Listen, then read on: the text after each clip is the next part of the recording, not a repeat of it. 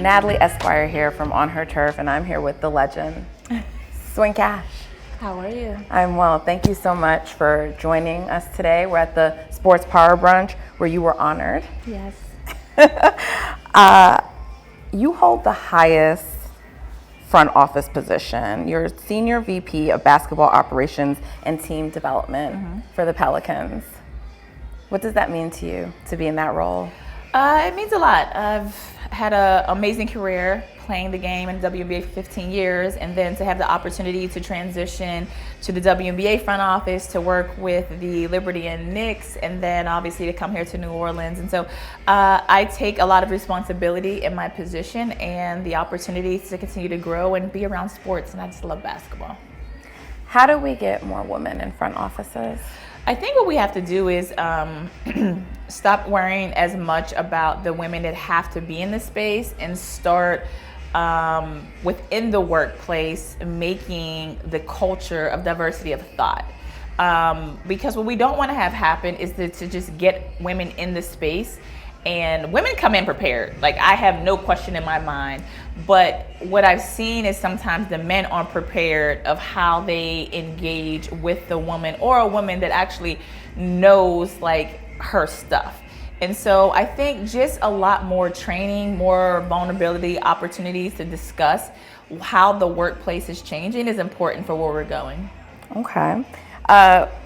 You mentioned the WNBA. What are your thoughts to all the free agency movement for this free agency period? I am loving how, like, I literally am talking to you, but my phone, I'm like staring at it over there because I am right now currently in our NBA trade deadline. Yep. And so as I was here at the Sports Power Brunch, all I asked my boss was like, please do not do anything where I have to jump off this stage, get on the phone, and then come back.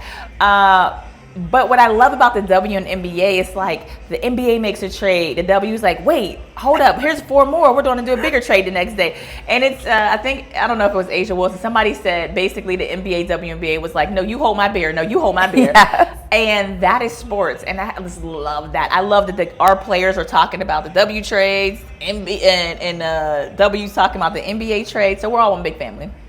Okay. You had a quote that I loved, and it's a bar, so I just want to read it, okay?